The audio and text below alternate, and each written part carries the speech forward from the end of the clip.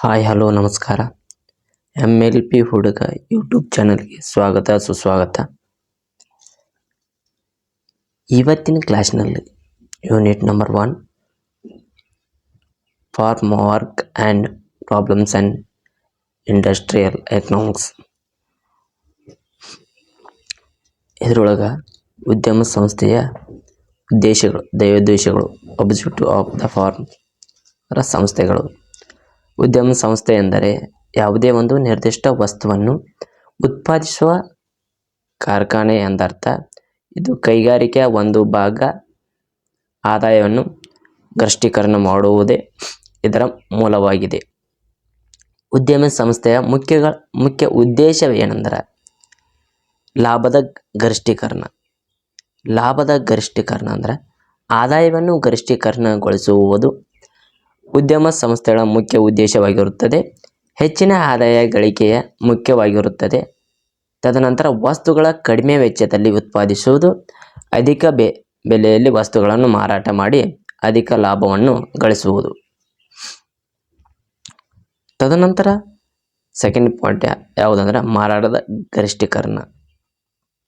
ಇದರಲ್ಲಿ ಈ ಅಂಶವು ಉದ್ಯಮ ಸಂಸ್ಥೆಗಳ ಮುಖ್ಯ ಉದ್ದೇಶವಾಗಿದೆ. ಮಾರಾಟದ ಗರಿಷ್ಠೀಕರಣ ಉದ್ಯಮ ಸಂಸ್ಥೆಯ ಮುಖ್ಯ ಉದ್ದೇಶವಾಗಿದೆ. ತದನಂತರ ಉದ್ಯಮ ಸಂಸ್ಥೆಯ ಗ್ರಾಹಕರ ಆಕರ್ಷಿಸುತ್ತದೆ. ಏನು ಮಾಡ್ತದೆ ಅಂದ್ರೆ ಉದ್ಯಮ ಸಂಸ್ಥೆಗಳ ಅಲ್ಲಿ ಬರುವಂಥ ಗ್ರಾಹಕರನ್ನ ಆಕರ್ಷಣೆ ಮಾಡ್ತದೆ ಅಂತ. ತದನಂತರ ಮಾರಾಟವನ್ನು ಹೆಚ್ಚಿಸಲು ಅನೇಕ ಬಾರಿ ವಸ್ತುಗಳ ಮೌಲ್ಯವನ್ನು ಕಡಿಮೆಗೊಳಿಸುತ್ತದೆ. ಹೆಚ್ಚಿನ ತವಸ್ತುಗಳ ಮಾರಾಟ ಆಗಬೇಕಂತ ಅದರ ವೆಚ್ಚ ಅಂದ್ರೆ ಮಾರಾಟದ ವೆಚ್ಚವನ್ನು ಕಡಿಮೆಗೊಳಿಸ್ತಾರೆ. ಗ್ರಾಹಕರ ಆಕರ್ಷಿಸ್ತದ. ತದನಂತರ ಕಾರಣ ತನ್ನ ಮಾರುಕಟ್ಟೆಯ ಲಾಭವನ್ನು ಗರಿಷ್ಠೀಕರಣ ಉತ್ಪಾದಿಸಿ ಎಲ್ಲ ವಸ್ತುಗಳನ್ನು ಮಾರಾಟ ಮಾಡಲು ಇಚ್ಛೆ ಮಾಡ್ತಾ ಇದ್ದಾರೆ.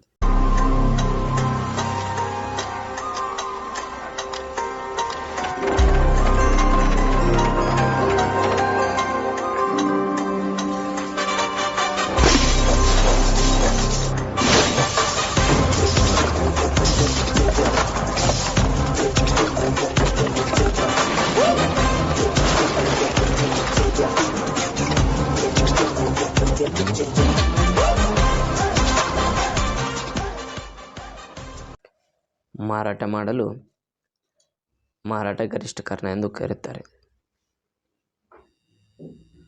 ತದನಂತರ ಪಾಯಿಂಟ್ ನಂಬರ್ 3 ಉತ್ಪನ್ನವನ್ನು ಗರಿಷ್ಠಗೊಳಿಸುವಿಕೆ. ಇದರಲ್ಲಿ ಅತ್ಯಧಿಕ ಪ್ರಮಾಣದ ಉತ್ಪಾದನೆಯ ಉದ್ಯಮ ಪ್ರಮುಖ ಧ್ಯೇಯವಾಗಿದೆ. ಉದ್ಯಮವು ದೊಡ್ಡ ಗಾತ್ರದ ರೂಪಿಸುವುದು, ಮಾರಾಟ ವ್ಯವಸ್ಥೆಯ ಕಲ್ಪಿಸುವುದು, ಅಧಿಕ ಮಟ್ಟದ ಆದಾಯ ಮತ್ತು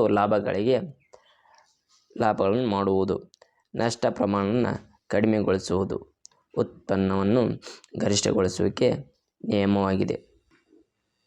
ನೆಕ್ಸ್ಟ್ ಪಾಯಿಂಟ್ 4th ಬೆಳವಣಿಗೆ ಗರಿಷ್ಠೀಕರಣ ಅಂದರೆ ಗ್ರೋತ್ ಮ್ಯಾಕ್ಸಿಮೈಸೇಷನ್. ಬೆಳವಣಿಗೆ ಗರಿಷ್ಠ ಎಂದರೆ ನಿರಂತರ ನಷ್ಟ ಅನುಭವಿಸಿದರೆ, ಅಂದರೆ ನಿರಂತರವಾಗಿ ಒಂದು ಸಂಸ್ಥೆಯು ನಷ್ಟವನ್ನು ಅನುಭವಿಸುತ್ತಿದ್ದರೆ ಅದಕ್ಕೆ ವೆಚ್ಚ ಬೇಕಾಗುತ್ತದೆ. ಆದ್ದರಿಂದ ನಿರಂತರ ಚಟುವಟಿಕೆಗಳ ಸಾಧಿಸಬೇಕು. ಉದ್ಯಮ ಚಟುವಟಿಕೆಗಳ ವಿಸ್ತರಣೆ ಮಾಡುವುದು, ಗ್ರಾಹಕನು ಆಕರ್ಷಿಸುವುದು. ಒಂದು ಸಂಸ್ಥೆಯ ನಷ್ಟದಲ್ಲಿ ಸಾಗುತ್ತಿದ್ದರೆ ಅದನ್ನು ಇನ್ನೊಂದು ಸಂಸ್ಥೆಯೊಂದಿಗೆ ಸೇರಿಸಿ ಬೆಳವಣಿಗೆ ಸಾಧಿಸುವುದು ಬೆಳವಣಿಗೆ ಗರಿಷ್ಠ. ಒಂದು ಸಂಸ್ಥೆಯ ನಷ್ಟದಲ್ಲಿ ಇರುತ್ತಂದ್ರೆ ಇನ್ನೊಂದು ಸಂಸ್ಥೆಯ ಅದನ್ನು ನೋಡಿ ಸುಮ್ಮನೆ ಇರಂಗಿಲ್ರಿ, ಅದ್ರ ಜೊತೆ ಪಾರ್ಟ್ನರ್ಶಿಪ್ ಬೆಳೆಸತ್ರಿ. ಪಾರ್ಟ್ನರ್ಶಿಪ್ ಬೆಳೆಸಿ ಆ ಸಂಸ್ಥೆಯನ್ನು ಮುಂದೆ ಹಾಕೊಂಡ ಬೆಳವಣಿಗೆ ಹಂತದಲ್ಲಿ ತರ್ತೈತೆ ಅಂತ ಈ ನಿಯಮವನ್ನು ತಿಳಿಸಬಹುದು. ಬೆಳವಣಿಗೆ ಗರಿಷ್ಠೀಕರಣ. ತದನಂತರ ಗರಿಷ್ಠ ತೃಪ್ತಿ ಪಡೆಯುವುದು. ಗರಿಷ್ಠ ತೃಪ್ತಿ ಪಡೆಯುವುದಂದರೆ ಗರಿಷ್ಠ ಪ್ರಮಾಣದ ಲಾಭ ಗಳಿಸುವುದು. ಗರಿಷ್ಠ ತೃಪ್ತಿಯನ್ನು ದೊರೆಯುತ್ತದೆ. ಗರಿಷ್ಠ ತೃಪ್ತಿ ಪಡೆಯಬೇಕೆಂದರೆ ಉತ್ಪಾದನೆ ಹೆಚ್ಚಿಸಿ ಗ್ರಾಹಕನನ್ನು ಸೆಳೆಯುವುದು. ಗರಿಷ್ಠ ಪ್ರಮಾಣದ ಲಾಭ ಗಳಿಸುವುದೆಂದರೆ ಗರಿಷ್ಠ ತೃಪ್ತಿ ದೊರೆತೈತೆ. ಗರಿಷ್ಠ ಪ್ರಮಾಣದ ಲಾಭ ಗಳಿಸುವುದರಿಂದ ಗರಿಷ್ಠ ಆ ವ್ಯಕ್ತಿಗೆ ತೃಪ್ತಿಯನ್ನು ದೊರೆಯುತ್ತದೆ. ತದನಂತರ ಆ ಗರಿಷ್ಠ ತೃಪ್ತಿಯನ್ನು ಪಡೆಯಬೇಕಾದರೆ ಹೆಚ್ಚು ಹೆಚ್ಚು ಉತ್ಪಾದನೆ ಮಾಡಬೇಕು, ಹೆಚ್ಚು ಹೆಚ್ಚು ಗ್ರಾಹಕನನ್ನು ಸೆಳೆಯುತ್ತಿರಬೇಕು. ಅಂದಾಗ ಗರಿಷ್ಠ ತೃಪ್ತಿ ಪಡೆಯಬಹುದು ಒಂದು ಕೈಗಾರಿಕೆ ಎಂಬುದನ್ನು ನಾವು ಇಲ್ಲಿ ನೋಡ್ಬೋದು. ತದನಂತರ ಹೊಸ ಸರಕುಗಳನ್ನು ಉತ್ಪಾದನೆ ಕೈಗೊಳ್ಳುವುದು ಮತ್ತು ನೂತನ ಮಾರುಕಟ್ಟೆಗಳ ಸಂಶೋಧಿಸುವಿಕೆ, ಗ್ರಾಹಕರನ್ನು ಹೆಚ್ಚಿಸಿಕೊಳ್ಳುವುದು. ತದನಂತರ ಸೆಕ್ಷನ್ ನಂಬರ್ ದೀರ್ಘಾವಧಿಯ ಲಾಭ, ಲಾಂಗ್ ರನ್ ಪ್ರಾಫಿಟ್ ಮ್ಯಾಕ್ಸಿಮೈಸೇಷನ್. ಕೆಲವೊಂದು ಸಲ ಉದ್ಯಮ ಸಂಸ್ಥೆಗಳು ಲಾಭವನ್ನು ಅಲ್ಪಾವಧಿಯಲ್ಲಿ ತ್ಯಾಗ ಮಾಡುವುದರಿಂದ ದೀರ್ಘಾವಧಿಯಲ್ಲಿ ಹೆಚ್ಚಿನ ಲಾಭವನ್ನು ಪಡೆಯುತ್ತವೆ. ತದನಂತರ 7 ನಂಬರ್ ಸಾಮಾಜಿಕ ಹಾಗೂ ಪರಿಸರ ಕಾಳಜಿ. ವಸ್ತುಗಳ ಉತ್ಪಾದನೆಯು ಯಾವುದೇ ಪ್ರಾಣಿಗಳಿಗೆ ಪರಿಸರಕ್ಕೆ ಹಾನಿಯಾಗದಂತೆ ಹಾಗೂ ಪರಿಸರ ಸ್ನೇಹಿಯಾಗಿದ್ದರೆ ಅದು ಜನರನ್ನು ಆಕರ್ಷಿಸುತ್ತದೆ, ಆದ್ದರಿಂದ ಲಾಭವನ್ನು ಅಧಿಕವಾಗಿರುತ್ತದೆ ಎಂಬುದನ್ನು ತಿಳಿಯಬಹುದು. ಹೊಸದಾಗಿ ನಮ್ಮ ಯೂಟ್ಯೂಬ್ ಚಾನಲ್ ಯಾರು ನೋಡುತ್ತಿದ್ದರೆ ಲೈಕ್ ಮಾಡಿ, ಶೇರ್ ಮಾಡಿ, ಸಬ್ಸ್ಕ್ರೈಬ್ ಮಾಡಿರಿ.